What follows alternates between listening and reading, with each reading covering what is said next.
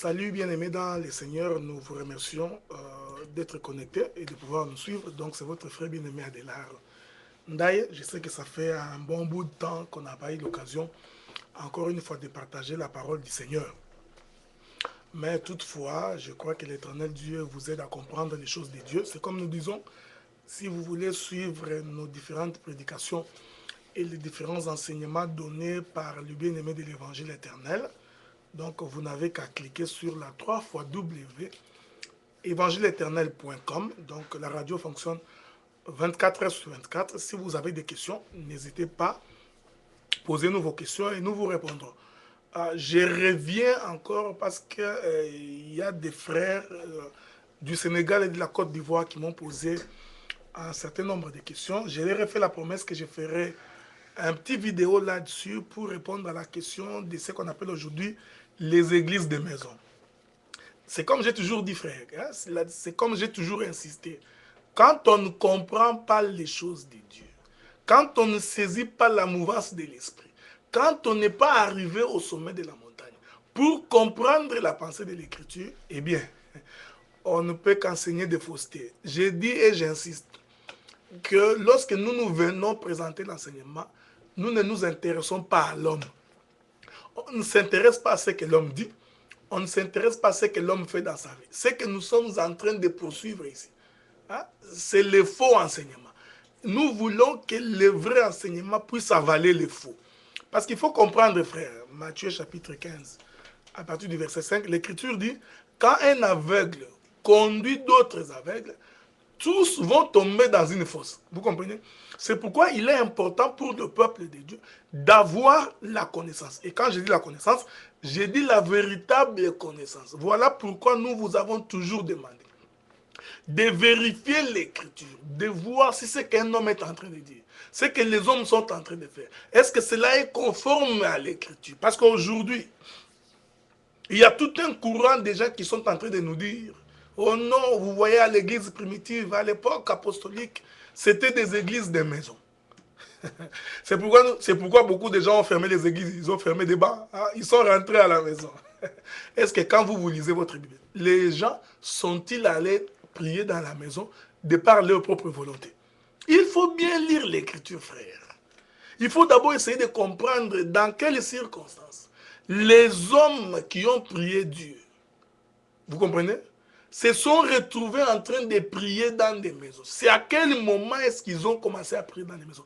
Quelles sont les raisons qui les ont poussés à pouvoir entrer dans la maison? Écoutez-nous bien, frère. Parce que le prophète Salomon nous dit, c'est comme j'avais dit que Salomon est un prophète. J'insiste encore, j'ai dit que Samson aussi est un prophète. Mais on va revenir là-bas, le jour où Dieu nous permettra. Le prophète Salomon nous dit qu'il n'y a rien de nouveau sur la terre. Ce que vous voyez, il faut comprendre que ça a existé et ça existera encore. Donc, le fait que les gens sont allés prier dans des maisons à l'époque apostolique, il y a une explication prophétique, il y a une raison. Remarquez, frère, du temps où Jésus, après qu'il soit mort et qu'il soit ressuscité, l'écriture est claire, frère. Les apôtres continuent à aller prier dans les temples. Vous comprenez? Ils s'assemblaient toujours avec les autres juifs dans les synagogues. L'écriture est en train de nous aider parce que vous remarquerez que la Bible dit qu'un jour, pendant l'offrande du soir, pendant la prière du soir, Pierre et Jean se rendaient dans les temples pour prier. Pendant les chemins, ils vont croiser un homme qui était là et qui ne marchait pas. Et cet homme, les regardant dans les yeux, attendait que les deux apôtres puissent lui donner quelque chose. Ils puissent lui donner l'argent. Alors Pierre et Jean vont regarder cet aveugle et ils vont lui dire, ce que nous avons, nous allons te le donner. Au nom de Jésus, marche. L'Écriture dit qu'ils étaient en train d'aller au temple pour prier. Parce que c'était pendant l'offrande du soir. Vous allez remarquer qu'en ce temps-là, les apôtres priaient dans les temples. Mais comment se sont-ils retrouvés dans la maison? C'est ça tout le problème, frère. Donc il ne faut pas rentrer dans la maison par ta propre volonté. Hein? Donc on vient vous prêcher, non, vous savez, pendant l'église primitive, les gens priaient dans la maison. Comme vous n'avez pas l'interprétation, vous emballez vos histoires, vous entrez dans la maison. Maintenant, quand vous arrivez 22, 23 personnes, Il est très difficile de vous contenir dans une maison. Vous êtes en débandade, vous comprenez? On frappe les bergers, les troupeaux se dispersent. Remarquez ce que nous sommes en train de dire. Vous allez remarquer que quand la persécution a commencé, c'est en ce moment-là que les apôtres, les disciples ont commencé à se retrouver dans la maison parce qu'ils fouillaient la persécution. Remarquez, l'Écriture dit qu'à un moment donné, on a arrêté l'apôtre Pierre. Et les apôtres et les disciples se sont retrouvés en train de prier. Vous comprenez? Ils priaient parce qu'ils craignaient les autorités. On va comprendre que la persécution arrive, non, le fait de rentrer dans la maison arrive quand il y a la persécution. Est-ce que vous comprenez ce que nous sommes en train de dire? Quand le peuple de Dieu est poursuivi par la persécution, c'est en ce moment-là que le peuple va se cacher dans la maison. Il va aller se réfugier dans la maison. Or, vous allez remarquer que cette chose-là va encore arriver du temps de règne de l'Antichrist. Il faut bien lire l'Écriture. N'entre pas dans la maison. Aujourd'hui, l'Église n'a pas besoin de prier dans la maison. Il va arriver un moment, après que l'Église soit enlevée, après que l'épouse soit enlevée, il va arriver un moment où l'Antichrist va s'installer, il va commencer à agir. Il va commencer à poursuivre les saints, hein, ceux qui ne vont pas participer à l'enlèvement. Parce que je vous avais dit au cours d'une de mes vidéos, il faut comprendre que ce n'est pas toute l'Église qui va être enlevée. C'est l'épouse qui va être enlevée. Mais il y aura une portion de l'Église qui va rester, qui va résister à l'Antichrist face à face. Vous comprenez? Là, nous sommes déjà dans le livre d'Apocalypse, chapitre 12, chapitre 13. Vous comprenez? Donc, quand la Bible dit que l'Antichrist fera la guerre aux saints, vous allez comprendre qu'à ce moment-là, il y aura une portion de l'Église qui sera restée, et puis il y aura une autre portion, hein, qui proviendrait d'Israël. L'Antichrist va combattre ces gens-là. On va prendre une nombre pour que vous puissiez comprendre. Remarquez, quand l'Éternel Dieu envoie deux anges pour faire sortir Lot de Sodome et Gomorrhe, ce geste-là est prophétique. En réalité, les deux anges qui viennent faire sortir Lot de Sodome et Gomorrhe, c'est le prophète, le psaume et le témoignage. Est-ce que vous comprenez? Ah, c'est le prophète et le témoignage qui sont les deux témoins qui vont aider Lot à pouvoir sortir de Sodome et Gomorrhe. Or, ce geste-là, c'est l'enlèvement. Voilà pourquoi Jésus dira, Matthieu 24, ce qui arriva du temps de Sodome et Gomorrhe arrivera aussi du temps des fils de l'homme. Qu'est-ce qui est arrivé du temps de Sodome et Gomorrhe? Le péché ayant atteint son comble, Lot devait sortir du monde. Il devait sortir de Sodome et Gomorrhe. C'est ce que Christ fera aussi avec nous. Avant qu'il ne revienne sur cette terre, la terre remplie de péchés, d'abominations. Il faudrait d'abord que nous puissions sortir. Vous comprenez? C'est pourquoi nous disons que Lot est l'ombre de cette épouse qui doit sortir de Sodome et Gomorrhe avant que Dieu ne puisse frapper Sodome et Gomorrhe. Remarquez, frère, je suis en train d'insister ici pour que vous compreniez. Pourquoi est-ce que vous ne pouvez pas aller prier dans la maison à cause de votre propre volonté? Ça vient avec la persécution. Donc vous n'êtes pas persécuté. On ne vous poursuit pas. L'Antichrist n'est même pas là. Vous rentrez dans la maison. Remarquez cette chose. Or, tant que Lot est dans Sodome et Gomorrhe, Dieu ne peut pas frapper Sodome et Gomorrhe. Vous comprenez? C'est ce que l'Écriture nous dit. Tant que nous sommes ici, le Saint-Esprit avec nous, l'Antichrist ne peut pas encore agir. Dieu, pour frapper la terre, il faut préalablement que nous sortions. Dès que nous serons sortis, alors Dieu frappera la terre. C'est ce qu'il a fait avec Lot. Avant de frapper Sodome et Gomorrhe, l'Éternel Dieu fait d'abord sortir Lot. Dès que Lot est sorti, en ce moment-là, Dieu vient frapper. On va remarquer tout de suite que Lot va être l'ombre, vous comprenez, de l'église, de l'épouse qui doit sortir. Mais remarquez une chose, frère. Quand Lot est sorti avec ses deux filles et sa femme. Vous allez remarquer que pendant qu'il sortait, la femme de Lot, bien que sortie de Sodome et Gomorrhe, va être transformée en un bloc de sel. Là, tu n'as pas l'interprétation. Vous comprenez?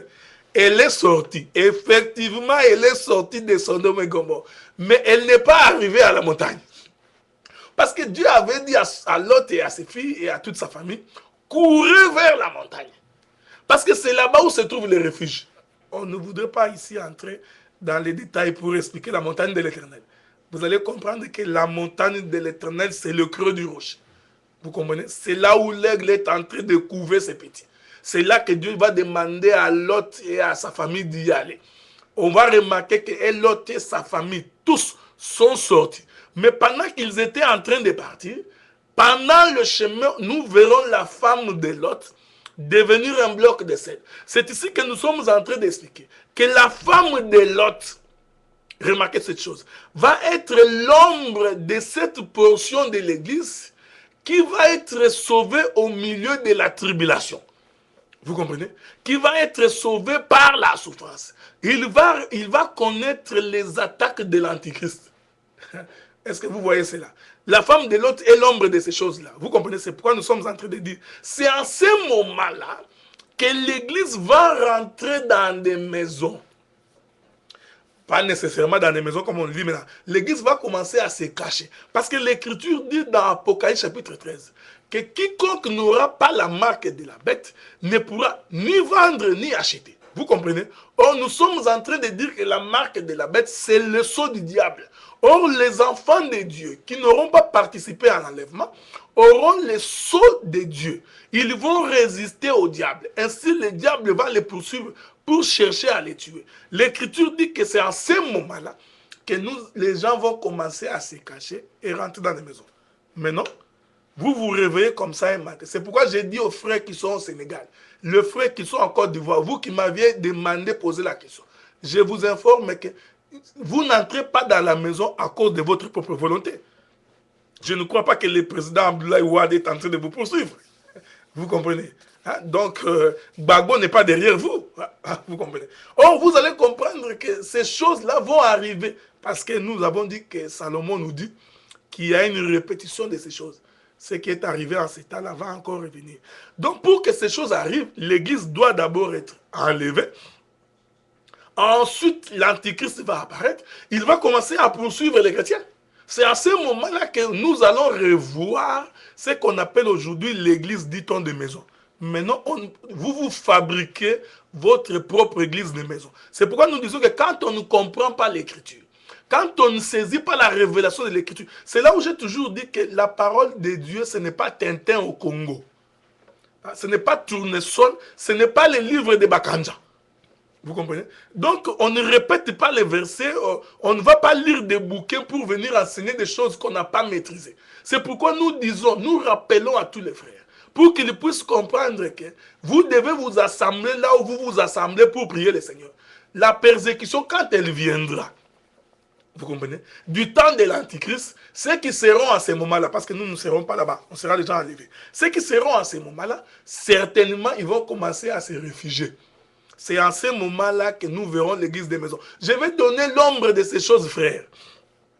La Bible dit que du temps du prophète Daniel, nous allons voir Nabuchodonosor, vous comprenez, qui est l'ombre aussi de l'Antichrist. Il va élever la statue, il va demander à tout le monde d'adorer la statue, de l'adorer. L'Écriture dit qu'en ce moment-là, Meshach, Shadrach et Abednego et Daniel, qui constituent aussi l'ombre de l'église, vous allez remarquer, et aussi vont prier en cachette. Est-ce que vous remarquez cela? Mais toutefois, Daniel sera dans la cour du roi, Meshach, Shadrach et Abednego passeront dans la fournaise ardente. Vous comprenez? Ils sont sauvés au moyen du feu, au moyen de la tribulation. Est-ce que vous voyez la femme de Lot? Je t'informe, Meshach, Shadrach et Abednego, l'ombre de la femme de Lot. Vous comprenez? Vous comprenez que ce sont des choses prophétiques. Ça s'est passé en ce temps-là. Donc Nabuchodonosor va ériger la statue, va demander à tout le monde de l'adorer. Ces choses-là vont arriver aussi du temps de l'Antichrist. C'est à ce moment-là que la prière va commencer à se passer dans les cachettes. Vous comprenez? En coulisses. C'est à ce moment-là que l'église va rentrer dans ce que vous appelez l'église de maison. Chose que je n'aime d'ailleurs pas. En fait, vous allez commencer à prier en cachette. Mais par le temps qui court, nous ne prions pas en cachette, frère. Donc ne vous faites pas votre propre religion. On va revenir bientôt. Parce que vous vous êtes fait votre propre religion. C'est comme Adam. Tu pêches, tu te fais ta propre religion. Tu vas te prendre des feuilles de figues. Tu te couvres toi-même sans demander l'avis de Dieu. On va revenir bientôt dans une deuxième portion. Nous croyons que c'est que nous voulons que le peuple puisse comprendre ces choses et puisse saisir la pensée de l'Écriture pour marcher avec le Seigneur. Que l'Éternel Dieu du ciel vous soit favorable et qu'il vous accorde sa faveur par Jésus notre Seigneur et notre Sauveur.